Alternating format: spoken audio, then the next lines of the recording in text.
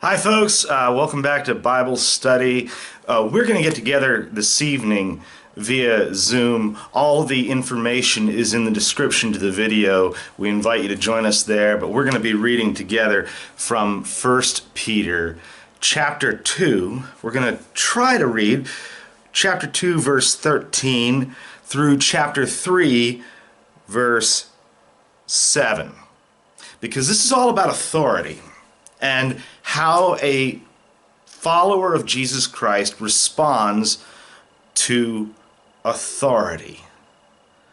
And we're not talking about God's authority principally. We're talking about human authority. And this is where it gets really sticky, because this is almost a dirty word to us, isn't it? I mean, look, the truth is, I don't like to be told what to do. Nobody likes to be told what to do. We hate the thought, in general, of anyone, and especially someone of whom we may disapprove, right, having any sort of control or influence over us. And yet, throughout the New Testament, we find instructions to respect those in authority and to obey them, at least insofar as their laws don't conflict, their rules don't conflict with the law of God. Now, this is a really hard question. When do you obey and when do you respectfully disagree, right? Jesus told his followers to render to Caesar what is Caesar's. In effect, telling them to pay their taxes. Paul says that we are that every authority exists because it has been instituted by God. This is in Romans the 13th chapter.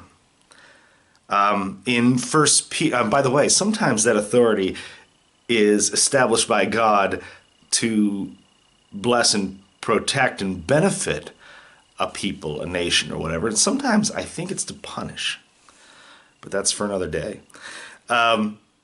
In 1 Peter chapter 2 here, the apostle urges his readers, beginning in verse 13 here, to be subject for the Lord's sake to every human institution, whether it be to the emperor as supreme, or to governors who are sent by him to punish those who do evil.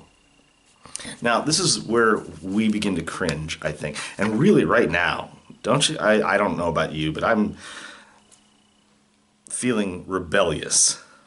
In any case, what happens? What happens if the institution, as Peter puts it, is wrong? What if the government crosses that line between punishing evil and persecuting the righteous? What then? Well, it's hard. The New Testament doesn't say a lot about it.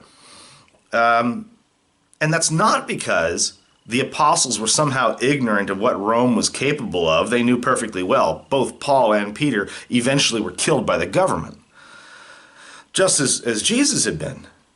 And yet they call for obedience. And the key here, I think, and this is the one thing I want to point out to you, go and read the whole thing. But what I want to point out to you is what Peter says in verse 17. He says, "Fear God, honor the emperor." Fear God, honor the emperor. There's a difference between fear and honor. Fear, and by the way, the emperor is not the only one you're instructed to honor. Go back to the fifth commandment.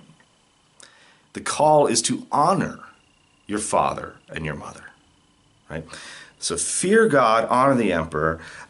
Fear, as the New Testament uses the word, it describes the awe felt by a worshiper in the presence of something or someone transcendent, right?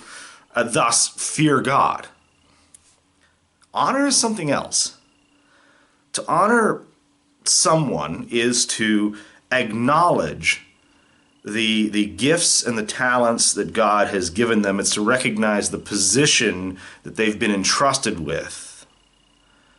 This is the old military principle that you salute the rank, not the man. Occasionally, very occasionally, it is necessary to reject that kind of authority.